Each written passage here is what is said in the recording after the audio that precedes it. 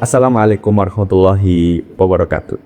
Alhamdulillahi wahda, wassalatu wassalamu ala man la nabiyya ba'da, ma ba'd. Kaum muslimin, pemirsa sekalian yang dirahmati oleh Allah Subhanahu wa taala. Bertemu kembali dalam acara Quran Navigasi Hidup Berbasis Wahyu bersama penerjemah kitab tafsir Al-Quran Ustaz Abimin Mukhtar. Pada sesi kali ini kita akan berbicara tentang bagaimana respon orang Arab atau orang yang berada di sekitar Nabi SAW ketika Nabi hadir dengan membawa wahyu, membawa Al-Quran yang begitu sangat agung, begitu sangat luar biasa. Apakah kemudian orang Arab ini merasa terganggu lalu kemudian memberikan respon yang negatif terhadap terganggunya kepentingan mereka? Bagaimana Syekh Muhammad Izzat Darwaza dalam kitab ini membahas tentang hal tersebut? Silakan. Bismillah, alhamdulillah. Ada satu bagian yang ini sebenarnya diulang-ulang di dalam Al-Quran di banyak tempat, di banyak ayat yang berbicara tentang bagaimana respon orang-orang Arab waktu itu terkhususi, atau orang-orang, bukan cuma orang-orang saja sebenarnya ya, orang-orang yang menerima dan menghadapi dakwah Islam itu buat para pemakaling, dan itu kan mayoritas kaum Arab ya, meskipun waktu itu juga ada orang-orang dari Habasyi ditinggal di Mekah dan sebagainya. Mereka ini merasakan dua hal ya. Jadi yang pertama sebenarnya mereka melihat di dalam Al-Quran itu ada sesuatu yang agung ya, sesuatu yang di luar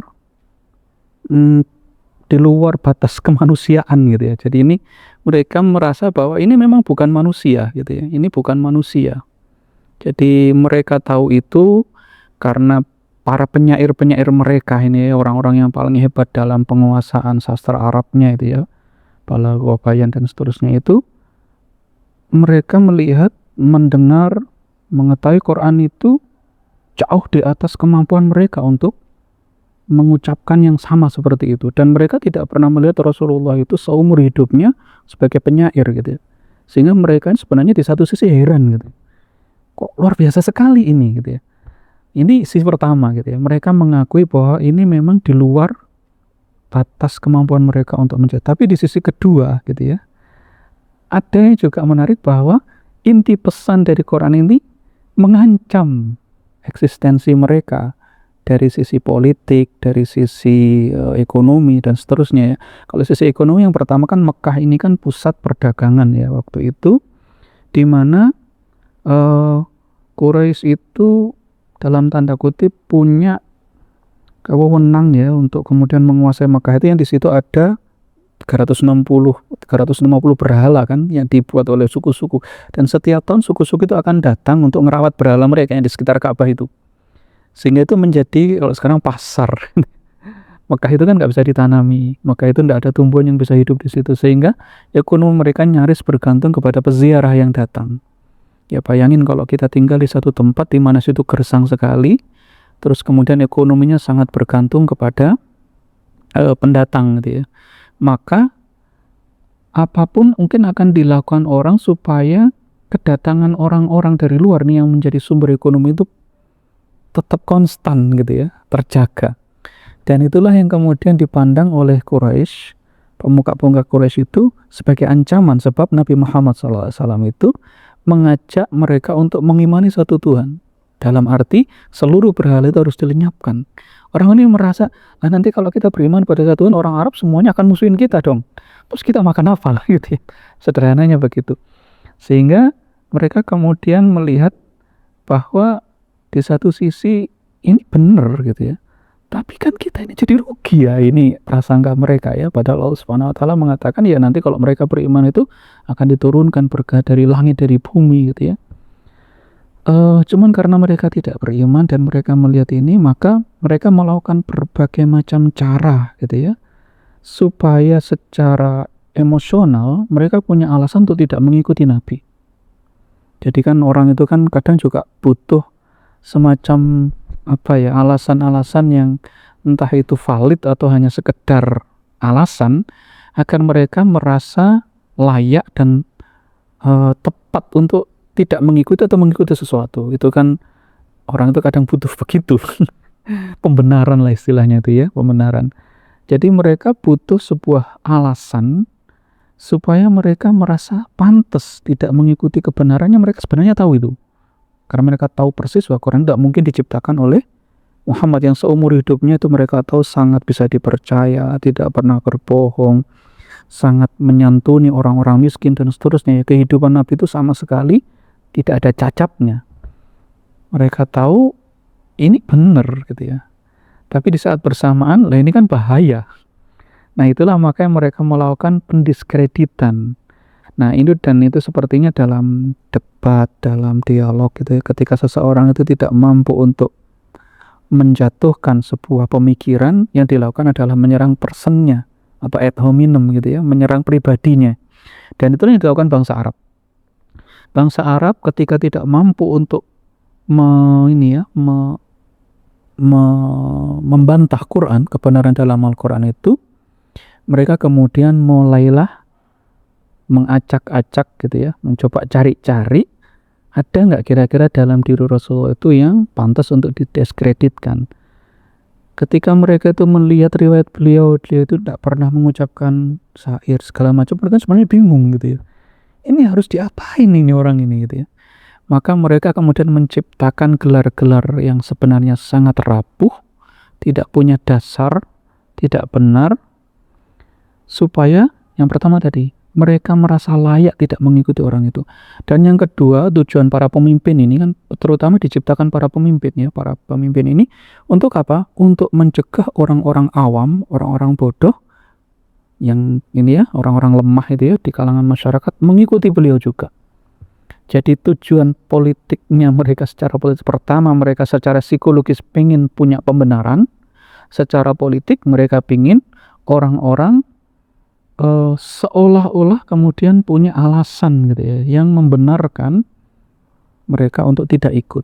Dan itulah maka melahirkan tuduhan-tuduhan Nabi Muhammad itu adalah pembohong gitu ya, kadzib, dukun, penyihir, pemecah belah keluarga gitu ya. Karena Rasulullah itu kan memisahkan bapak dari anaknya, dari yang satu beriman satu tidak itu ya.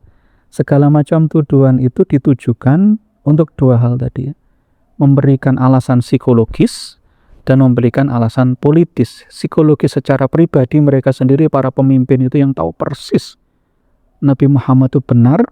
Secara politis gitu ya, mereka juga butuh alasan yang akan mereka kemukakan kepada masyarakatnya. Kenapa kita nggak boleh ikut itu? Oh itu penyihir, itu orang gila. Tentu saja orang gila nggak patut diikuti, pembohong nggak patut diikuti, orang yang memecah belah keluarga tentu tidak patut diikuti ya. Itu hanyalah alasan yang dibuat secara politis supaya orang-orang itu menjauhi Rasulullah. Karena dalam praktiknya bangsa Arab ini kan orang yang sangat ngerti bahasa Arab. Jadi ibaratnya kayak kita orang Indonesia itu ya. Kalau ada orang menulis atau ceramah dalam bahasa kita nggak perlu penafsir, kita nggak perlu kamus, kita langsung paham. Dan itulah yang dikhawatirkan oleh para pemimpin Quraisy ini. Bangsa Arab ini kalau dengar Quran, mereka langsung tahu ini benar gitu, karena mereka tanpa tafsir pun ngerti.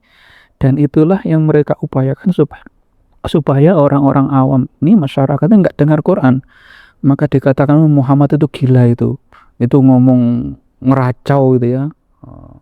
Sudah nggak usah dengerin ya. Sehingga mereka, ini kan orang bodoh ya, dibilangnya begitu oleh pemimpinnya, oh iya deh, pergi gitu ya. Dan itulah yang menghalangi selama bertahun-tahun Rasulullah itu berdakwah di Makkah itu ya.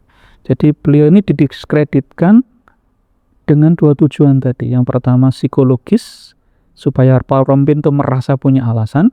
Dan yang kedua politis, supaya mereka bisa menghalau kaum awam, kaum biasa itu dari mendengarkan Rasulullah. Dan memang terbukti ya, kita lihat para pengikut Rasulullah itu tidak hanya datang dari kalangan tertentu gitu ya.